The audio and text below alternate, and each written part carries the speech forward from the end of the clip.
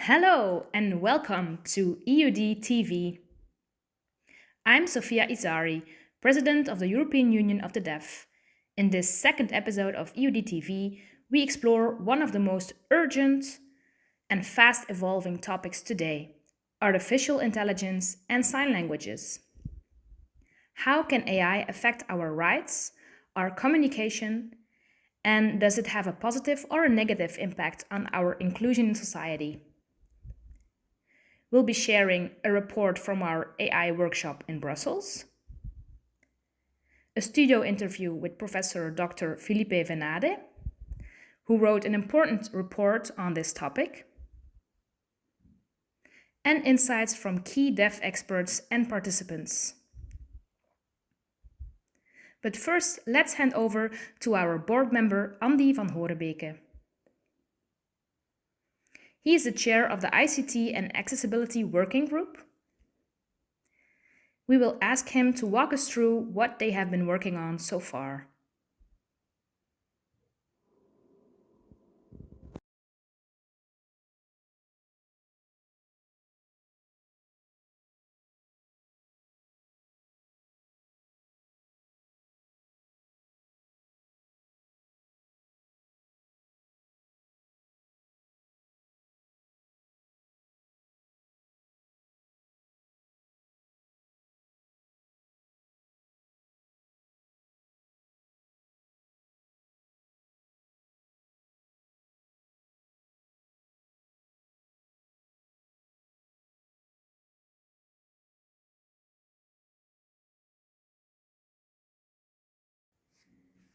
Thank you, Sofia.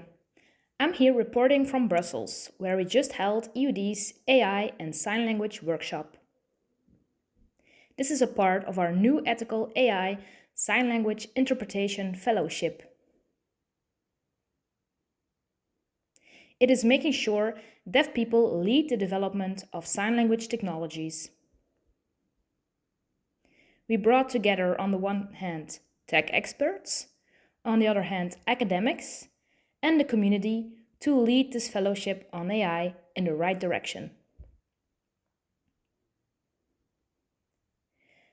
Both yesterday and today, we focused on and we discussed a range of different topics. From the perspective of law, the ethical side, the community, and the future of the NADs. How can AI be inclusive and respectful of sign languages? We explored the possible risks and the important questions related to the future of AI.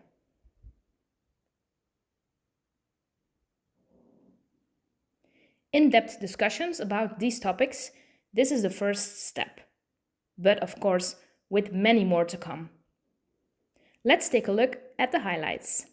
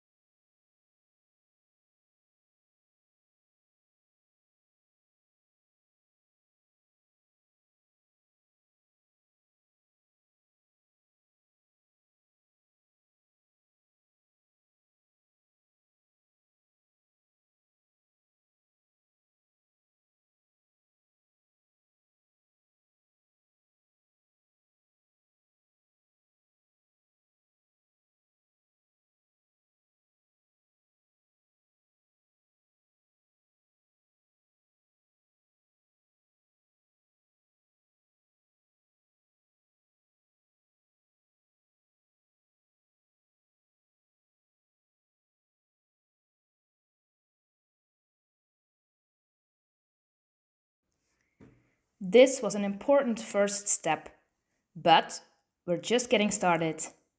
Thanks again to everyone who joined. And now, back to you, Sofia. Thank you, Andy, for your report and your excellent work in leading this initiative. Now I will introduce to you Professor Dr. Filipe Venade. He is a legal expert and the author of the report with the title Sign Language in the Era of Artificial Intelligence, which we launched during the workshop in Brussels. Hello, Filipe. Welcome to EUD TV. Thank you. So let's start talking about your report. What inspired you to write this report? And why is it important for the deaf community? Thank you for the excellent question. These reports have usually been written by hearing researchers about their perspectives on deaf people. Now it's the other way around. Deaf people themselves having the capacity and confidence of writing these reports. Really positive. There are deaf experts in the legal domain that have a positive impact to make sure people believe in the importance of the institution of EUD, and this report is a positive result of that for everyone. Thank you. You write about digital rights for sign language users. What do those look like in practice to you? The reports we had over time had some vague information. They covered topics like laws and AI, but it was never linked to language. We found out about some things, for example, the law for one institution says that as a result of AI, there is no more need to provide sign language interpreters. This is clearly a different viewpoint. Both can be provided. People must have practical examples and be really careful about languages. We need more perspectives like that. Great. So, next question. What's the danger if AI is developed without deaf involvement? A life without AI is impossible. We must implement it in our lives. But the question really is, how do we do that? We need deaf leadership to come up with practical examples. Remember the Milan conference in 1880? Because of that, we were put far behind. AI is a completely new kind of technology where deaf people really can lead the way. We should focus on lawmaking, politics, and other areas. We can show the way because a life without AI is impossible. Good. And what can policymakers do to ensure AI supports linguistic equality?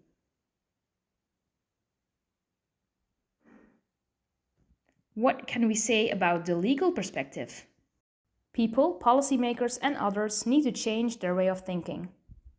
The rapid changes in technology influence the lives of all people. All people, both the policy field and the deaf community, need to come together. There must be a dialogue to better understand the status of language rights. Equal language rights means a right to equal technology as well. To have the right of equal languages but not of the equal technology is not an option. We need to advocate for equal technology as well, and for this we need dialogue. This is really the key, really crucial. We must continue our advocacy work in the upcoming next years. If we work together well, it will evolve in a really good way and we will have stronger rights. Thank you, Filipe, for your explanation and for being here with us today and for your important work for EUD. Thank you so much. Okay, one of the deaf experts who joined the workshop is Dr. Maartje de Meulder, a senior researcher and lecturer at HU University of Applied Sciences, Utrecht.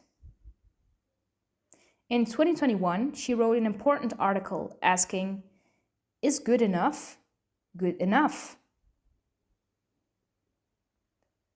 when it comes to AI and sign languages. Let's hear from Dr. de Meulder now.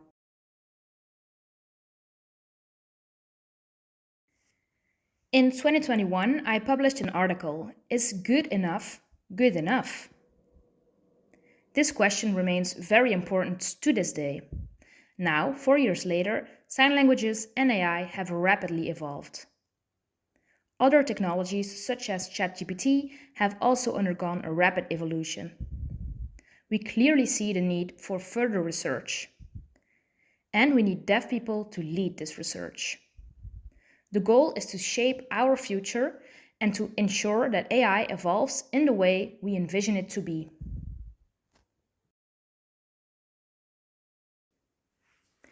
Thank you, Maartje. Now, I'd like to introduce Joe Murray, WFD President. He reminded us that AI is one of the most important topics of the 2025 WFD conference in Kenya. We are eager to listen to his message. AI is a very widespread technology. Deaf people are already using AI in different ways. The business is growing, but how does the community deal with this new reality? At WFD, we work together with the EU and other partners to tackle this challenge. Luckily, AI will be the topic for our conference in Kenya in August. We will focus on 3 main topics, all related to AI. We will gather the experiences from the deaf community, we will present these to our experts and researchers, and we will create a suiting policy for the upcoming years about how the deaf community and the deaf associations confront the challenges of AI.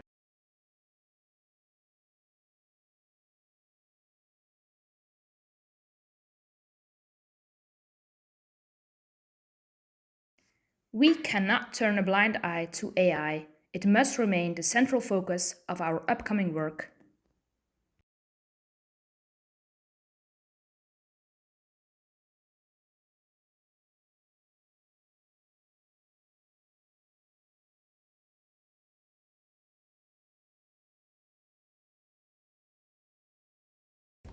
Hello everyone! Today I'm at the European Court of Human Rights at the conference on AI. We are discussing a range of topics related to the deaf community and how to protect our national sign languages. I witnessed some discussions on these topics with the same issues. So I decided to intervene and ask a question about the protection of AI. On the one hand, the national spoken languages versus the translated languages, there is a clear difference between both. For spoken languages, we see that there is a right to use this language with all the emotions and expressions within that language. AI is less used in this context, but AI is also used for translation of websites or texts into sign language. But we need a clear framework. They replied that I was right and we should focus on these minority languages. So my aim is to have more discussions and more networking. Second of all, a lot of AI and apps and subtitling tools use facial expressions, which raises the question on how to protect the data and privacy of these individuals. If AI is learning sign language through the data of people, how can we protect them? So we need a clear policy. There is the Council of Europe Convention on AI, Article 18, which clearly states to aim to protect people with disabilities and children, for example, in educational settings. Sign languages are a part of these domains and therefore need to be protected. All of us clearly are on the same page. We need more frameworks, more legislation, and involvement from people to write the correct documentation so that we are better protected in the future with AI. Thank you. Today, we've explored how artificial intelligence will affect our communities. Not in the future, but right now. We've heard the legal and ethical foundation from Professor Filipe Venade. Also the academic insights from Dr. Maartje de Meulder, the global connection through Joe Murray, WFD President, and the reflections of deaf participants across Europe. The message is clear. AI must be built with us, not around us. EUD will continue to lead on this issue through our Ethical AI Fellowship, our advocacy work, and our training across Europe. So let's wrap up. Until next time. But be sure to follow our updates on social media and visit our EUD website. Thank you for watching EUD TV.